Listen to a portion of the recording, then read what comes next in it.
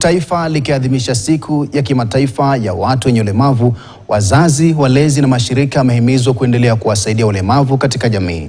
Wakiongozwa na mke wa waziri mwandamizi Tesi Mudavadi ambaye ni mwasisi wa wakfu wa Wema Foundation, amehimiza wazazi kuendelea uhamasisho ili kusaidia kukabili unyanyapaa ambao walemavu hupata katika jamii.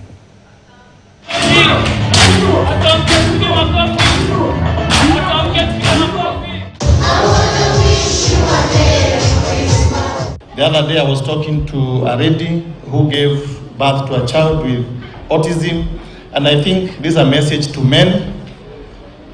Let's not disregard or disrespect our women when they give birth to children with disability. It's not a singular act.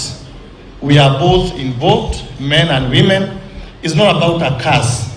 It's not about a cultural practices. When you give birth to a child with disability, both of you are responsible, and men should not delegate that responsibility to women. For the organizations here today, the different partners, you represent the power of partnerships in ensuring that the persons with disability rights are protected and they receive the support they need. We continue to encourage all of you to work together in close collaboration with the government, health institutions and stakeholders. Our biggest ask for our government is to help us create policies, especially on inclusive education. The biggest challenge of any caregiver is taking their child to school. Kaunti ya Mandera imejiunga na jamii ya kimataifa kuadhimisha siku ya watu wenye ulemavu duniani, ikijikita katika usawa, kuwajumuisha na kuwezesha katika jamii. Kauli mbiu ya maadhimisho ya mwaka huu yalikuwa kuzidisha uongozi wa watu wenye ulemavu na kuwashirikisha kwa maendeleo endelevu. Maadhimisho hayo yaliwaleta pamoja viongozi wa serikali ya kitaifa, ile ya kaunti ya Mandera, viongozi wa kijamii, vile watu wenye ulemavu kujadili changamoto na suluhu za kuzikabili. Mwenyekiti wa watu wenye ulemavu kwenye kaunti hiyo ya Mandera, Abdi Aden, ametumia maadhimisho hayo kusisitiza haja ya uhamasisho miongoni mwao. Aidha, kamishna wa kaunti hiyo Henry Onchako amehakikishia kujitolea kwa serikali kuhakikisha kwamba anapata elimu. Serve the same community, and inshallah any usaidizi that inatoka upande ya national tuna communicate with Kulula na county commissioner. Any usaidizi inshallah mnapata.